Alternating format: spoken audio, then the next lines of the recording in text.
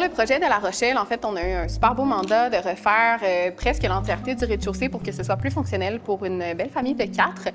On a aussi eu le mandat pour le deuxième étage. En fait, ce qu'on voulait faire ici, c'était d'explorer uniquement les options d'aménagement pour le deuxième, pour rajouter une chambre à coucher, de 1, et possiblement une salle de bain des mètres, donc adjacente à la suite principale. Pour rajouter une chambre au deuxième étage, il faut évidemment rajouter une fenêtre, donc qui veut dire démolition un petit peu plus majeure par rapport au mur extérieur. Donc, on a exploré les aménagements par rapport au deuxième étage, mais évidemment, par souci de coût, peut-être aussi de l'ampleur du projet, les clients ont décidé de uniquement faire le rez-de-chaussée. Donc, c'est vraiment de ça qu'on va parler aujourd'hui parce que notre implication au niveau du rez-de-chaussée était bien évidemment un peu plus complète comme on a eu chacune des phases par la suite des options d'aménagement.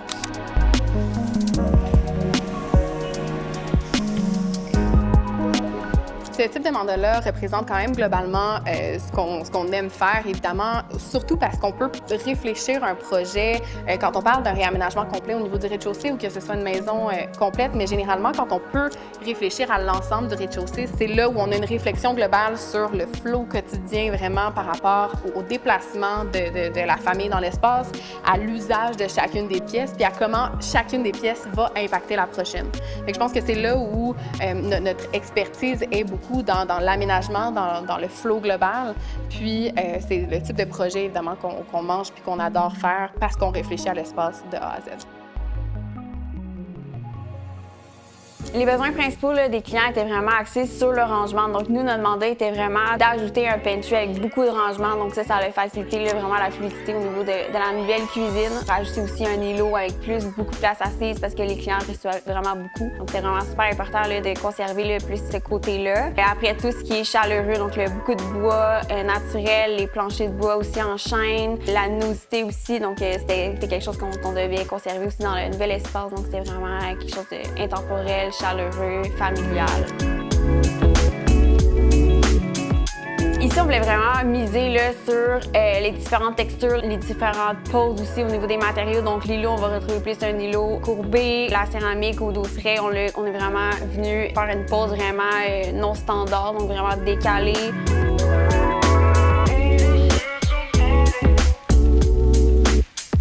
Dans ce projet-ci, on avait une contrainte existante au niveau de la ventilation qu'on voulait évidemment conserver, qu'on voulait pas trop bouger. C'était vraiment un gros duct de ventilation qui passait ici. Qu'on a fait en fait pour pouvoir mettre à niveau un petit peu l'espace, considérant qu'on a des poutres décoratives au plafond qu'on voulait absolument conserver, puis qu'on n'était pas sûr au niveau des hauteurs, qu'est-ce qu'on allait faire. Au-dessus du frigo puis de l'espace garde-manger qui est vraiment mis en valeur par un face framing tout blanc en gyps, on est venu donc aligner finalement les deux retombées de plafond pour que ce soit égal, puis conserver finalement la différence de hauteur entre les poutres décoratives et la retombée existante pour garder ce cachet-là puis avoir quelque chose qui, au final, est super intéressant.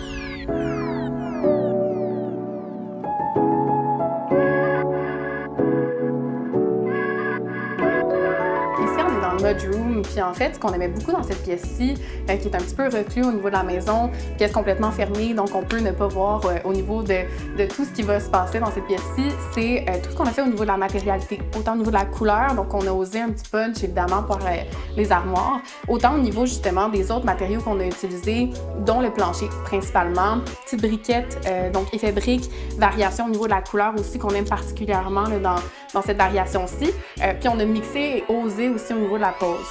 Le but, c'était donc d'avoir une pose qui était plutôt chevron, qu'on va se rappeler plus au niveau donc traditionnel, puis la mixer avec une pose qui est un peu plus droite, donc en bordure, pour pouvoir avoir ce mix de style-là, puis quelque chose qui fait super intéressant au niveau donc de l'esthétique de la pièce.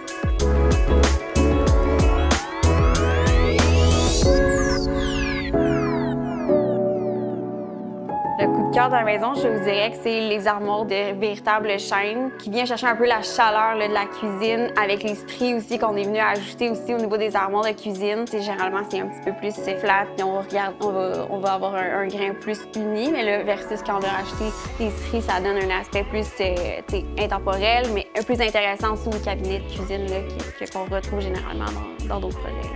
Toutes les poses de matériaux ont été réfléchies en fonction d'ajout de texture, d'ajout de détails et donc d'ajout de dimension dans les espaces.